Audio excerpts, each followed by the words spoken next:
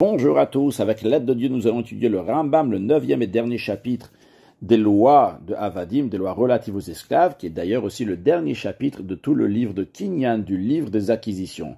Dans les chapitres précédents, on a parlé des serviteurs, des servantes, et nous avons le serviteur cananéen et la servante cananéenne, qui ont certaines mitzvot qui sont comme les juifs. D'ailleurs, on n'a pas le droit de les affranchir à jamais, ils doivent toujours rester servantes, serviteurs, comme on l'apprendra dans la suite dans le chapitre d'aujourd'hui. Ils ne peuvent pas se marier avec un juif ou une juive, vu qu'ils ne sont pas encore totalement juifs. Et lorsque la serviteur cananéenne a des enfants, ces enfants sont aussi serviteurs. Si le propriétaire va affranchir le serviteur cananéen ou bien la servante cananéenne, eh bien à ce moment-là, ils deviennent juifs, juives. Perchi alacha alef, Israël shebal shifra knanit. Un juif qui a eu des rapports avec une servante cananéenne. Afalpiché shifrato, même si c'est le maître qui a eu des rapports avec elle, qu'on aurait pu peut-être penser que le maître l'a affranchi avant, on ne considère pas que cette éventualité que le maître l'a affranchi avant d'avoir un rapport avec elle, et donc à Rézé, à Vlad, cet enfant qui va naître suite à ce rapport, Evet Knan il davar. Il est considéré un serviteur cananéen à tout point. En effet, pour que l'enfant soit considéré juif, c'est quelqu'un avec qui on peut faire des kiddushin, qu'on peut faire une sanctification, ce qu'on appelle consacrer. La Torah dit kitiyana leish. Lorsqu'un homme il va faire une havaya des kiddushin, il va la consacrer. Suite à cela, viyal dulobanim va lui enfanter des enfants. Et bien à ce moment-là, c'est des enfants qui sont juifs. Mais vu qu'il n'y a pas de havaya, il n'y a pas de kiddushin, de consécration pour la servante cananéenne, vu qu'elle est non juive, eh bien l'enfant qui va naître, c'est un esclave cananéen, donc venimkar, venikne, il est vendu, il est acheté comme le serviteur cananéen, mishtam shimbole olam, et on se sert de lui donc à jamais pour toujours, on ne va pas l'affranchir, kishara avadim, comme la loi qui s'applique aux autres serviteurs cananéens. Alacha bet, cette alacha, echad akone eved mi Israël, que ce soit quelqu'un qui achète un serviteur cananéen d'un autre juif, au minger toshav, ou bien d'un étranger résident, c'est-à-dire un non-juif qui fait les 7 lois noachides, au minagosh, au kavushtachat yadenu, ou bien d'un non-juif qui est sous le pouvoir du juif, ou bien même me'echad mishara omot, qu'il achète donc un serviteur cananéen des autres nations, qui n'est pas sous le pouvoir des juifs, eh bien, c'est toujours la même loi que ce serviteur cananéen, eh bien, appartient au maître. Quand il appartient au maître, c'est-à-dire que la personne elle-même, son corps, il appartient au maître, pas seulement l'œuvre de ses mains, et on n'a jamais le droit de l'affranchir. De même, ger toshav, un résident étranger, au agosh, au kavushtachatyadin, ou bien le non-juif qui est sous le pouvoir des juifs en Eretz Israël, ou bien une des autres nations, sont dans d'autres pays, donc qui ne sont pas sous le pouvoir du peuple juif. Yeshlo limkor et atzmo Israël. Ce goïla lui-même peut se vendre aux juifs le Eved à titre d'esclave cananéen, Eved Knan Lechol Davar, et il est considéré un serviteur cananéen sur tout point. Vechen de même, Mocher Banav Ubnotav. Ces non-juifs-là, ils ont la possibilité même de vendre leurs garçons, leurs filles, en serviteurs. Chez Nemar, comme il est dit dans la Torah, donc quand on parle les lois du serviteur cananéen, il y a écrit Mehem tiknu, de vous allez acheter ou mishpatam asherim bachem, et de famille qui est avec vous, asherolid ou be'artechem, qu'ils ont engendré dans votre terre. Le fait qu'il y a écrit ou mishpatam de leur famille. Mehem tiknu, de vous allez acheter, on comprend que on peut acheter donc des goyim, pourquoi ils ont mishpatam de leur famille. Quand on dit de leur famille, c'est pour nous dire que le père non juif, eh bien, il a le droit de vendre ses garçons et ses filles aux juifs à titre d'esclaves cananéens. Une fois qu'ils sont vendus, ils sont considérés des serviteurs cananéens sur tout point. Halacha Gimel. Un des nations qui a eu donc un non-juif, qui a eu un rapport avec une serviteur cananéenne qui appartient aux juifs. Area ben avec l'enfant qui va naître sera un serviteur cananéen, donc il a tous les lois du serviteur cananéen, aussi bien qu'il doit faire donc certaines mitzvot, aussi bien que son corps appartient au maître, Shenamar, car la Torah dit qu'ils ont engendré de votre terre, de là on apprend que celui qui naît d'une servante cananéenne, eh bien il est le serviteur comme la servante cananéenne. Mais si quelqu'un est un serviteur cananéen, et ce serviteur cananéen il a eu un rapport avec une femme, une goya, une non-juive, ben eved, l'enfant qui va naître de cette relation-là, il ne sera pas un serviteur. Le Vishenama, parce qu'il est dit, Asherolidu be'artechem, et qui vont engendrer dans votre terre. Mais Ve'eved, le serviteur, lui, en le chais, il n'a pas de filiation, il n'a pas de généalogie pour qu'on dise que son fils va être son fils. C'est en fonction donc de la servante. Asherolidu, qu'ils ont engendré, donc ils sont nés, qui sont sortis du ventre de la servante de la mère. Si c'est la servante, donc l'enfant il est serviteur. Si c'est d'une mère non juive, eh bien à ce moment-là, il est un homme libre non juif. Halacha dalet. Meler goy she'asa milchama, un roi non juif qui a fait une guerre avec un autre pays. Ve'evi shivya, il a amené des prisonniers de là-bas. Omecharam les a vendus en serviteurs. Vechen, de même, imirsha, si le roi il a permis le chol mishirtze à tout celui qui veut chez Galer ve'ignov me'uma sheyosaimu milchama, qui va aller voler donc des gens des nations avec lesquelles il fait la guerre. Ve'yavi ve'imkor le'atzmo, il va les amener ces gens-là et il va les vendre en serviteurs pour lui-même. De même si ces lois étaient que tout celui qui ne va pas payer les impôts, il va être vendu en esclave, ou bien que ces lois étaient que celui qui a fait telle et telle chose, ou bien qu'il ne va pas faire telle et telle chose, il va être vendu en serviteur. Eh bien ces lois sont considérées une loi, car en effet, Dina de Malchuta Dina, la loi du royaume du gouvernement, c'est une loi, donc ça ne contredit pas les lois de la Torah. Un serviteur non juif donc qui est pris par ces lois-là, il est considéré un serviteur cananéen à tout point. Un non juif qui a acheté un autre non juif pour esclave. Lo kanagufo, il n'a pas acheté la personne elle-même, le corps du serviteur. Ce qui lui appartient uniquement, c'est l'œuvre de ses mains. C'est-à-dire que le non-juif qui a été vendu à l'autre non-juif, eh bien, en effet, c'est un serviteur, mais c'est un serviteur qui doit faire le travail de ce que son maître non-juif lui demande, non pas comme un juif qui achète un non-juif en tant que serviteur, que dans ces cas-là, le corps lui-même du non-juif lui appartient. En effet, la Torah, elle dit, de eux, vous allez acheter. De eux, vous allez acheter, a priori, ces mots-là, sans plus, parce qu'on le comprend déjà du contexte, que Metagoïm, on parlait des goïm, donc on sait déjà que c'est de eux qu'on va acheter. Pour y a besoin de rajouter mehem tiknu.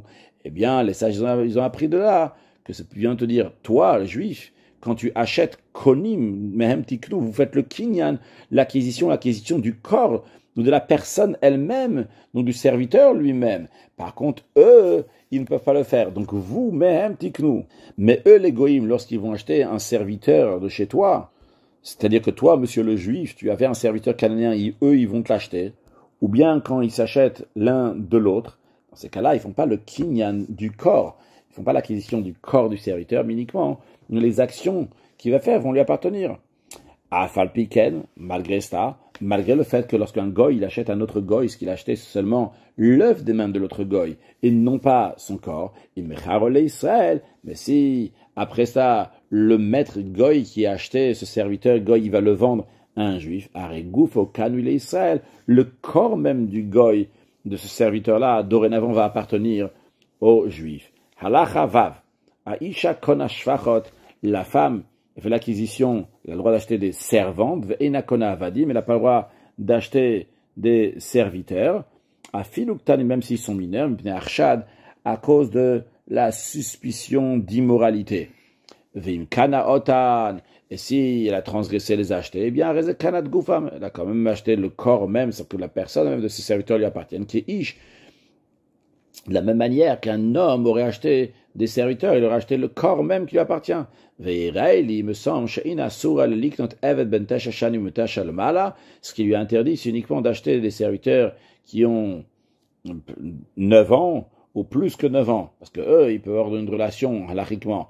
Mais moins que ça, on ne craint pas, parce qu'elle ne va pas avoir, même si sur cette relation, il n'y a pas de relation avant 9 ans, et on ne craint pas qu'après elle va le garder encore une fois qu'il va grandir. Encore une chose, le Rav nous dit, il est interdit d'affranchir un serviteur cananéen, d'une servante cananéenne. C'est tout celui qui l'affranchit transgresse un commandement positif. Parce que la Torah dit, vous allez toujours les garder pour travailler. Et si, malgré ça, quelle que soit la raison, donc il a affranchi, eh bien, il est affranchi. Comme On l'a expliqué dans Père Ekret, dans la Halachot Yud Gimel, Yud Zayin, là-bas, dans certains cas, si le maître, il a fait certaines choses, qu'il a montré, donc, qu'il a franchi ce serviteur-là avec Kofin, Otolir Tov Get Shichur, et on oblige le maître à écrire un acte d'affranchissement pour qu'il puisse se marier à une juive, et cet acte d'affranchissement, il va être écrit comme toutes les lois qu'on a appris dans Père Vav, dans la Halachot He Vav. Au Moutar le Shachar le Dvar Mitzvah, c'est permis de l'affranchir si c'est nécessaire pour une mitzvah. Philo le mitzvah shel divrei, même si pour une mitzvah qui est seulement d'ordre rabbinique. Gon shelo ayu shama Sarah, par exemple, s'il n'y avait pas 10 personnes bet knesset à la synagogue, et il y a besoin pour avoir un minyan. Il va affranchir ce serviteur. Au mashtim bo un minyan, comme ça, il va compléter le minyan. De même, tout ce qui est similaire à cela. Alors, ce qui est similaire à ça, ça peut être traduit aussi bien si c'est tzorech mitzvah nécessaire pour une mitzvah. Ça peut être traduit, et tout ce qui est similaire à ça, si c'est pour un besoin communautaire, comme par exemple pour un minyan. De même, une servante, que les gens se comportaient mal avec elle de manière licencieuse, et donc elle est une embûche pour ceux qui sont des fauteurs. Kofin et Draba, on contraint le maître, Mishacha, il va l'affranchir, qu'elle est chétinasse, pour qu'elle va se marier à un juif, Yasura Mirshol, et comme ça il n'y aura pas d'embûche, vu que son mari va la garder, qu'elle ne va pas prostituer, de même tout ce qui est similaire à ça, que par le fait qu'il va affranchir le serviteur, il va enlever une embûche, on oblige le maître à affranchir. Un maître peut dire à son esclave cananéen, Aseimi, travaille avec moi, est-ce que tu dois travailler en tant que serviteur, Ve'ini Zanach, moi, je ne vais pas te nourrir. Il n'a pas le devoir de le nourrir. Elle a yeler. Qu'est-ce qu'il va faire alors? Il va aller, il va quémander aux portes, ou bien il va subvenir à ses besoins grâce à la charité. Parce que le peuple juif a le devoir de faire vivre, de subvenir aux besoins des esclaves cananéens qui vivent parmi eux. Dans quel cas s'applique que le maître n'a pas l'obligation de nourrir son esclave cananéen, avadav, si c'est ses propres serviteurs, que lui les a achetés, ou bien qu'il les a reçus en héritage. Parce que le tribunal ne s'occupe pas de protéger le bien des personnes qui sont adultes. C'est l'ishwa mamon pour garder leur argent, leur bien, en l'occurrence donc les serviteurs. Si lui, il ne va pas donner à boire et à manger à ses serviteurs comme il se doit, ils vont s'enfuir, ou bien ils vont mourir. Et en général, un homme, il se soucie de son propre argent plus que toute autre personne. Donc pourquoi on va dire maintenant au tribunal qui va s'occuper de l'obliger à donner à manger à ses serviteurs? Sûrement, lui, il va s'en occuper, donner à manger, à boire comme il faut. Mais lorsqu'il s'agit des esclaves qu'une femme apporte comme bien d'auto en tant que nirsemelog, c'est-à-dire que la femme, c'est à elle qu'appartient ces serviteurs-là. Et s'ils vont être perdus, c'est elle qui va perdre. Le mari est seulement un usufruit dans ça. Donc il n'a pas vraiment investi, ça ne lui appartient pas vraiment. Dans ces cas-là, le tribunal est dit qu'il faut les nourrir, il a le devoir de les nourrir, de subvenir à leurs besoins. Pourquoi? Parce que c'est pour ça que la femme l'a amené au mari, pour qu'il va les nourrir, qu'il va les garder. Pourquoi les sages, ils ont dit, pourquoi le tribunal a décidé que le mari doit subvenir aux besoins de ces serviteurs-là? Chez le Yazunot, s'il n'y a pas les nourrir, il y a Mouto Ivrichou, ils vont mourir, ils vont se sauver. Vu que lui, de toute façon, il n'a pas la responsabilité s'il va mourir, c'est pas une perte personnelle à lui, mais c'est celle des biens de sa femme. C'est la raison pour laquelle, si tu reçois les serviteurs des autres, là, on t'oblige à subvenir à leurs besoins. Si tes serviteurs à toi, sois intelligent, fais ce qu'il faut pour qu'ils vont rester chez toi. Mutar la avot be'eved knani befarech. Il est permis de faire travailler un esclave cananéen avec dureté, lui donner un travail donc qui n'a pas de temps fixe à arrêter ce travail-là, ou bien lui donner un travail juste pour pas qu'il va s'ennuyer sans rien faire, même que le maître n'a pas besoin de ça, on a le droit de lui donner ce travail-là. C'est vrai, la Torah dit lotir de befarech, tu n'as pas le droit de faire travailler avec dureté, mais ça c'est uniquement un serviteur hébreu et non pas un serviteur cananéen. Donc ça, c'est ce qui est permis, ce qu'on a le droit. Le Ram dit bien que la stricte loi, en effet, c'est comme ça, mais midat chasidut, un comportement de piété, dakar chorma et un chemin de sagesse, c'est chez Adam Rachman verodefatzer, que la personne va avoir miséricorde, la compassion, et courir, poursuivre la justesse ce qui est juste, velo yarbid ulo alavdo, et il ne va pas alourdir son fardeau sur son serviteur, même le serviteur canadien. Velo yatzerlo, et il ne va pas l'opprimer. Veyachileo, veyashkeo, mikol machalo, mikol mashkeo, il va lui donner à manger, il va lui donner à boire de tout ce que lui-même le maître y mange, de tout ce que lui-même le maître y boit. Chacham mareshonim, les sages d'antan, ayu notim le eved mikol tav shel tav shayoch, il donnait au serviteur de chaque plat de qu'elle manger, au magdim, mezonabemot ve'avadim, et il devançait d'abord à manger aux animaux et aux serviteurs avant de se nourrir eux-mêmes. Areo Omer, le verset il dit Keine avadim eliadadem, comme les yeux des serviteurs se dirigent vers la main de leur maître. Keine shifra aliad givir, de la même manière qu'une servante, elle se dirige donc ses yeux vers la main de sa maîtresse. Donc de la même manière, on voit que le serviteur, les servantes, ils ont les yeux vers le maître qui ont donné tout ce qu'il faut. C'est comme ça qu'il faut bien se comporter. De même, il ne doit pas le mépriser, l'obéyad, ni avec la main en le frappant, ni verbalement. Parce que les havres de la Torah, elle t'a permis de l'avoir pour qu'il va travailler pour toi. Le boucha, pas pour lui faire honte.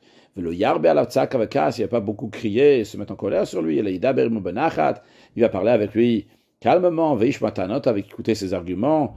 De même, il est dit dans la conduite exemplaire que Iyov, donc il a dit que c'est une belle conduite. Il dit là-bas, est-ce que je vais dégoûter, je vais repousser le droit de mon serviteur, de ma servante, lorsqu'il viennent avec des arguments avec moi, dans la même vente que Dieu m'a fait à moi, il a fait à lui, et il nous a fait dans la même matrice. Et la cruauté et l'effronterie, elles se trouvent où? Elle se trouve uniquement chez les nations qui sont incirconcis. La descendance d'Avraham Avinu vers Israël. C'est Israël chez Ishpia la Makadosh Baruch Hu Tovat HaTorah que Dieu a dispensé au peuple juif le bien de la Torah avec Tzivam Bechukim Mishpatim Tzadikim, les a ordonnés avec des décrets, des lois qui sont justes. Rachmani même à la kol. Eux, ils ont miséricorde sur tout le monde, ils ont beaucoup de compassion, même sur les non-juifs, et même sur les autres nations, même sur les animaux. De même, on trouve dans les traits de caractère de Dieu, si on peut s'exprimer d'une telle manière, que Dieu nous a dit de les imiter. Ou Omer, il est dit, que Dieu il a miséricorde sur toutes ses actions. Tout celui qui a la compassion, eh bien, Kadosh Baruch Hu, il a la compassion sur lui. Shenamar, il est dit, il va donner au peuple juif, il a mis dans les gènes du peuple juif, qui va avoir la compassion. Et en conséquence, Kadosh Baruch Hu, il va faire que, il va avoir compassion de nous, veir becha, et il va nous faire multiplier. Bri rachamana de Sayen, on remercie Akadosh Baruch Hu pour son assistance, pour son aide, qu'on a fini le livre, dans les lois de Avadim, on a fini donc le livre de Kinyan, Nigmar Sefer Shnem Asar, Be'ezrat Shindalet Yud, on a fini donc le 12e livre de Rambam par l'aide de Dieu, au Minyan Prakavshim Vechamisha. Nous avons eu dans ce livre-là 75 chapitres, Ilchot Mechira Shloshim Prakim, les lois relatives à la vente, il y avait 30 chapitres.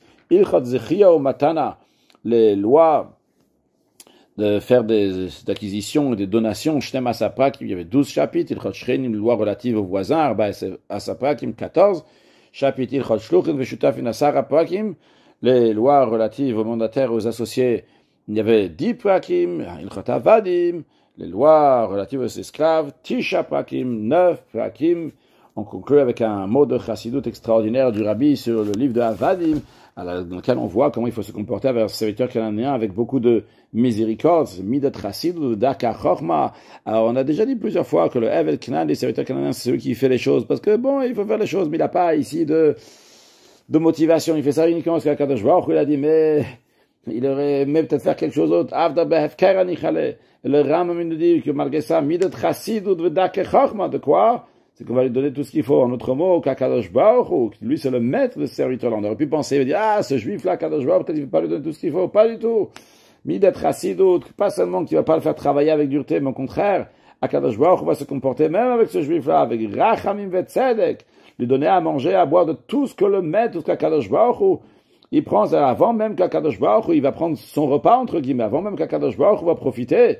Donc, de korbani, lachm, leishai, des choses que le juif il donne, Akadosh Baruch Hu donne au peuple juif, même à un tel juif, tout ce qu'il a besoin, et de manière de tanoug, avec plaisir, avec largesse. Mashiach now, une excellente journée.